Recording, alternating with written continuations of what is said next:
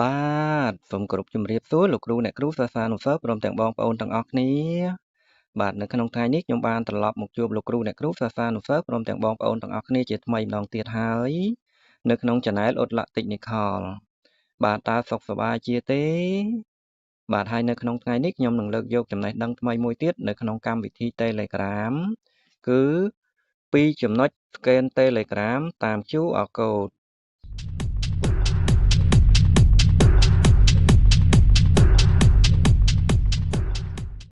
បាទហើយនៅចំណុចចំនួន2ដើម្បីធ្វើការ scan Telegram តាម QR Code តើយើងត្រូវធ្វើដូចម្តេចដូច្នេះដើម្បីចូលទៅដល់ការបង្ហាញរបស់ខ្ញុំបាទខ្ញុំសូមលោកគ្រូអ្នកគ្រូសិស្សានុសិស្សព្រមទាំងបងប្អូនទាំងអស់គ្នាដែលបានចូលមកទស្សនាវីដេអូរបស់ខ្ញុំថ្មីសូមជួយចុច Like ចុច Subscribe ព្រមទាំងចុចបើករូបកណ្ដឹងដល់ Channel ខ្ញុំបាទដើម្បីខ្ញុំអាប់ឡូតវីដេអូថ្មីដែលជាវីដេអូផ្ដល់នូវចំណេះដឹងនៅថ្ងៃខាងមុខបានបង្ហាញចែកជូនដល់លោកគ្រូអ្នកគ្រូសិស្សានុសិស្សព្រមទាំងបងប្អូនទាំងអស់គ្នាបានឃើញមុនគេ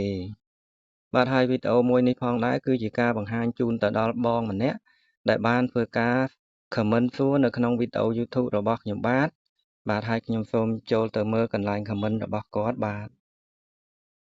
ខ្ញុំសូមចូលទៅកន្លែង Studio YT នេះបាទហើយខ្ញុំចូលទៅកន្លែង profile របស់គាត់ឈ្មោះថាសុកខឹមនេះបាទហើយខ្ញុំសូមចូលទៅអាន comment របស់គាត់ហើយគាត់បានបាក់សួរនៅក្នុងវីដេអូដែលខ្ញុំបានធ្វើការបង្ហាញពីមុនគឺរបៀបរក Telegram តាមលេខទូរស័ព្ទហើយគាត់បានសួរថាបាទសួស្តីលោកគ្រូខ្ញុំរកលេខគេមិនឃើញទេខ្ញុំធ្វើតាមលោកគ្រូទាំងអស់តែនៅតែរកលេខគេមិនឃើញអេតគេមិនបានបាទហើយដោយសារបងបានមើលវីដេអូមុនគឺខ្ញុំបានធ្វើការបកស្រាយអំពីរក Telegram គេតាមរយៈលេខទូរស័ព្ទបងរកមិនឃើញដូច្នេះខ្ញុំបានលើកយកវីដេអូមួយនេះគឺយើងរក Telegram គេតាមរយៈ QR Code ម្ដងបាទហើយខ្ញុំសូមឲ្យមេដៃគាត់មួយរួចហើយខ្ញុំឲ្យរូបបេះដូងមួយទៀតបន្ទាប់មកទៀតខ្ញុំនឹងចូលទៅក្នុងកម្មវិធី Telegram ដើម្បីធ្វើការបង្ហាញជូនបាទខ្ញុំចូល Telegram នេះបាទហើយនៅក្នុងចំណុចទី1គឺយើងត្រូវចូលទៅកន្លែងរូបសញ្ញាត្រី3នៅក្នុងគណនី Telegram របស់យើងបាទហើយបន្ទាប់មកគឺយើងចូលទៅរូប profile របស់យើងគឺនៅកន្លែងសញ្ញាអុចមួយផ្ទាំងនេះគឺជាកន្លែង QR Code ដែលយើងអាចធ្វើការ scan រកអ្នកនៃ Telegram របស់អ្នកដែលយើងចង់ធ្វើការស្វែងរកបាទគឺគ្រាន់តែគាត់ធ្វើការបើកនៅកន្លែង QR Code នេះបាទហើយខ្ញុំសូមបើកនៅ QR Code នេះបាទចំណុចទី1នេះគឺយើងអាចធ្វើការ scan QR Code គាត់គឺនៅពេលដែល Telegram របស់អ្នកដែលយើងចង់ធ្វើការស្វែងរកនោះគាត់នៅក្បែរនឹងយើងគឺយើងអាចឲ្យគាត់ធ្វើការបើកនៅ QR Code របស់គាត់ដូច្នេះហើយយើងធ្វើការបើកនៅកន្លែងខាងក្រោមនេះដើម្បីធ្វើការ scan ទៅតាមរយៈ QR Code របស់គាត់បាទគឺយើងគ្រាន់តែចុចនៅកន្លែងពាក្យថា scan QR Code នេះគឺសញ្ញាកាមេរ៉ានឹងធ្វើការចេញមកបាទនេះគឺកាមេរ៉ាធ្វើការចេញមកហើយយើងយកកាមេរ៉ានេះដាក់ឲ្យចំ QR Code នោះនឹងឃើញនៅគណនី Telegram របស់គាត់បានបាទនេះគឺជាចំណុចទី1បាទហើយខ្ញុំសូមចេញមកខាងក្រៅវិញបាទហើយនៅចំណុចទី2ប្រសិនជាយើងមិនបានធ្វើការ scan នៅជិតគ្នាទេហើយយើងនៅឆ្ងាយពីគ្នាគឺយើងអាចធ្វើការ scan តាមវិធីមួយទៀតបាទគឺតាមវិធីទី2គឺយើងគ្រាន់តែចុចនៅកន្លែងពាក្យថា share QR Code នេះបាទគឺយើងចូលទៅខាងក្នុងយើងនឹងឃើញនៅកម្មវិធីមួយចំនួនដែលយើងចង់ធ្វើការ share ចេញទៅបាទហើយប្រសិនជាយើងមានទំនាក់ទំនងជាមួយគាត់ជា friend នៅក្នុង Facebook គឺយើងធ្វើការផ្ញើ QR Code នេះតាមរយៈឆាត Facebook នេះបានបាទហើយខ្ញុំសូមធ្វើការចុចនៅកន្លែងឆាត Facebook នេះ បន្ទាប់មកខ្ញុំចុចនៅកន្លែងពាក្យថាការជជែកនេះយើងធ្វើការចុចទៅលើកន្លែង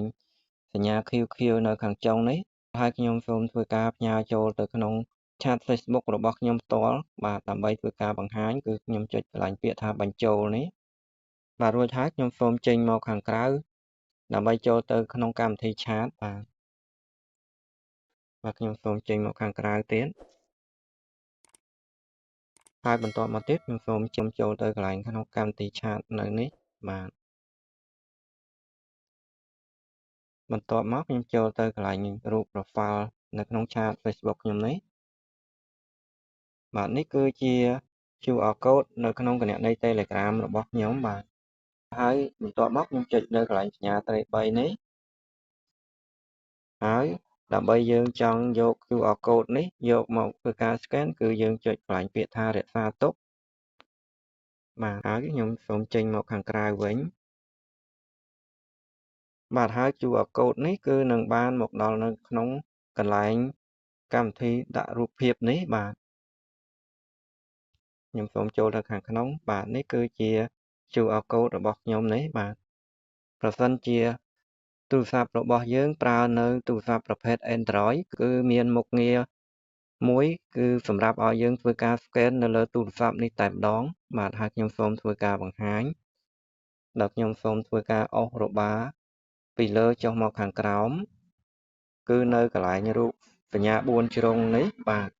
គឺយើងចូលទៅខាងក្នុងនេះបាទហើយបន្ទាប់មកទៀតគឺយើងចូលទៅកន្លែងរូបភាពនេះបាទខ្ញុំសូមចូលទៅខាងក្នុងយើងនឹងឃើញនៅរូប QR code របស់យើងនេះចុចទៅលើរូបភាព QR code នេះបាទបន្ទាប់មកខ្ញុំចុចសញ្ញា Tick បាទហើយខ្ញុំសូមចុចនៅកន្លែង link នៅកន្លែងនេះគឺជា link នៅក្នុង account Telegram បាទរបស់ខ្ញុំឈ្មោះថា Technical បាទខ្ញុំសូមសង្កត់ឲ្យយូរបន្តិចបន្ទាប់មកទៀតគឺខ្ញុំសូមចុចនៅកន្លែង Google Chrome នេះបន្តិចខ្ញុំនឹងចូលមកដល់នៅកន្លែងឆាត Telegram របស់ខ្ញុំឈ្មោះថា Technical បាទនេះគឺជាចំណុចទី2នៅក្នុងការ scan Telegram តាម QR code បាទហើយប្រសិនជាបងចង់ធ្វើការស្វែងរកនៅ Telegram របស់អ្នកដទៃអាចធ្វើការ scan តាមរយៈចំណុចចំនួន2នេះបានបាទហើយនេះគឺជាការបង្ហាញរបស់ខ្ញុំបាទអំពីចំណុច scan Telegram តាម QR code បាទហើយប្រសិនជាលោកគ្រូអ្នកគ្រូសិស្សានុសិស្សព្រមទាំងបងប្អូនទាំងអស់គ្នានៅមានចម្ងល់នៅក្នុងការបង្ហាញរបស់ខ្ញុំបាទខ្ញុំសូមលោកគ្រូអ្នកគ្រូសិស្សានុសិស្សព្រមទាំងបងប្អូនទាំងអស់គ្នាធ្វើការ comment នៅខាងក្រោមវីដេអូរបស់ខ្ញុំបាទនឹងឆ្លើយជូនដល់លោកគ្រូអ្នកគ្រូសិស្សានុសិស្សព្រមទាំងបងប្អូនទាំងអស់គ្នាបាទហើយនៅខាងក្រោមវីដេអូរបស់ខ្ញុំបាទនេះគឺមានវីដេអូជាច្រើនទៀតដែលជាវីដេអូផ្ដល់នៅចំណេះដឹងសម្រាប់បង្ហាញបន្ថែមទៀតបាទហើយនៅថ្ងៃខាងមុខខ្ញុំនឹងលើកយកវីដេអូថ្មីសម្រាប់បង្ហាញចែកជូនជាចំណេះដឹងបន្ថែមទៀតបាទហើយនៅពេលនេះការបង្ហាញរបស់ខ្ញុំបាទបានចូលមកដល់ទីបញ្ចប់បាទសូមអរគុណហើយនឹងសូមជម្រាបលា